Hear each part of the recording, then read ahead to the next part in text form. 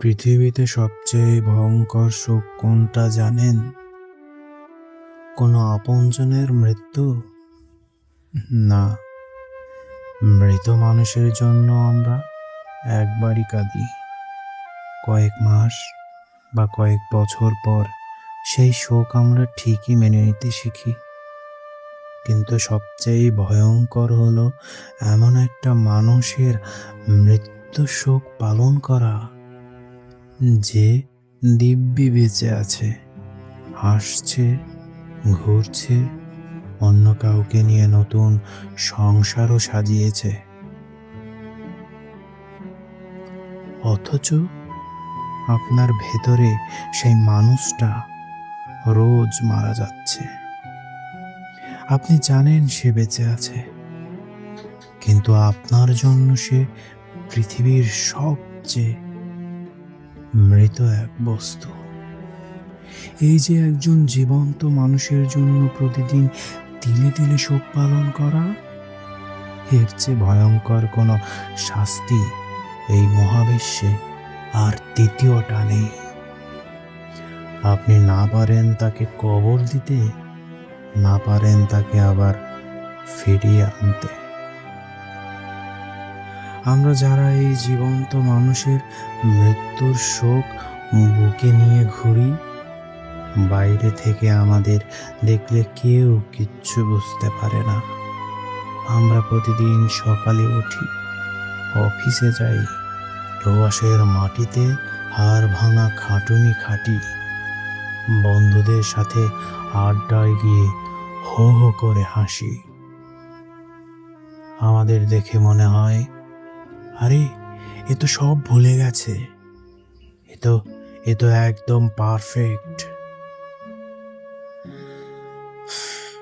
কিন্তু দিন শেষে যখন ঘরের দরজাটা বন্ধ হয়, যখন চারপাশের সব কোলাহল থেমে যায়, তখন শুরু হয় আমাদের আসল জীবন।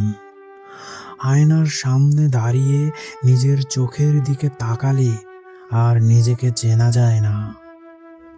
মনে হয় ভেতরের আসল মানুষটা কবেই মরে ভূত হয়ে গেছে, আর বাইরের এই খোলসটা শুধু সমাজের সাথে তাল মিলিয়ে চলার জন্য একটা নিখুঁত রোবট হয়ে দাঁড়িয়েছে।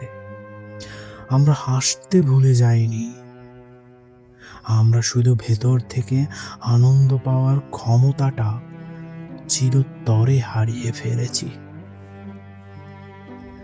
দিনের আলোতে মানুষ ব্যস্ততা দিয়ে নিজেকে ভোলাতে পারে, কিন্তু রাতের অন্ধকার কাউকে ক্ষমা করে না। ঘড়ির কাঁটা যখন রাত 2টা বা 3টা ছোঁয়, তখন পুরো পৃথিবী ঘুমায়, আর ঠিক তখনই বুকের বাঁ দিকের সেই পুরনো শ্মশানটায় আগুন জ্বলতে শুরু করে। হাজারো প্রশ্ন মাথায় ঘুরপাক খায়। আচ্ছা, সে কি একবারও আমার কথা ভাবে? সে যখন অন্য কারোর হাত ধরে হাঁটে, তখন কি আমার দেয়া স্মৃতিগুলো তাকে একটু অপরাধী করে না? উত্তরগুলো আমরা জানি, আমরা খুব ভালো করেই জানি যে যে চলে যাওয়ার সে চলে গেছে, তার কাছে আমাদের কোনো মূল্য নেই। তবুও এই অবাধ্য মন কেন জানি বারবার ওই একই গলিতে গিয়ে মুখ থুবড়ে পড়ে। আমরা আসলে তাকে ফিরে পেতে চাই না, আমরা শুধু ওই উত্তর না পাওয়া প্রশ্নগুলো থেকে মুক্তি চাই।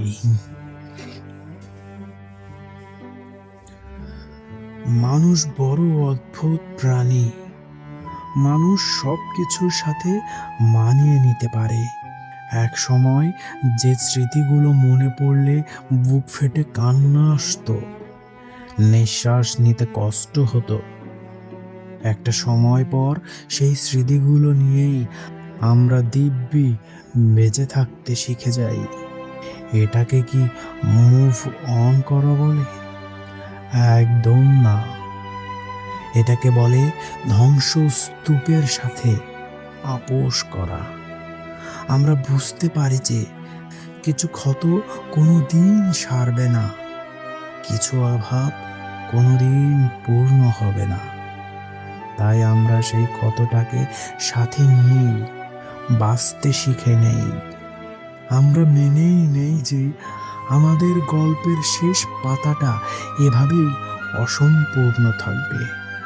কেউ আমাদের ভালোবাসুক বা না বাসুক,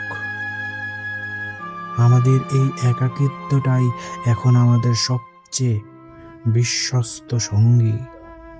বেঈমান মানুষগুলো আমাদের জীবন থেকে চলে গিয়ে আমাদের শুধু নিঃস্বই করেনি, আমাদেরকে পৃথিবীর সবচেয়ে শক্তিশালী আর অনুভূতিহীন পাথরে পরিণত করে দিয়ে গেছে। আজ আর কোনো অভিযোগ নেই যে মানুষটা আমাকে আমার সবচেয়ে খারাপ সময়ে একা ফেলে চলে যেতে পারে। তার কাছে আর যাই হোক, ভালোবাসার ভিক্ষে চাওয়া যায় না।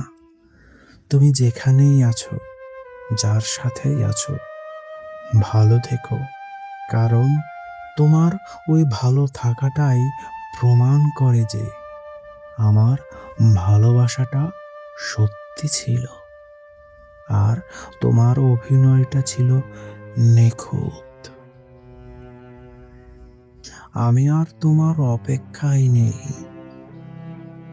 তুমি এখন আমার কাছে এমন একটা বইয়ের মতো, যেটার প্রথম কয়েক পাতা খুব সুন্দর ছিল, কিন্তু শেষের পাতাগুলো রক্তে ভেজা। আমি ওই বইটা চিরতরে বন্ধ করে দিয়েছি।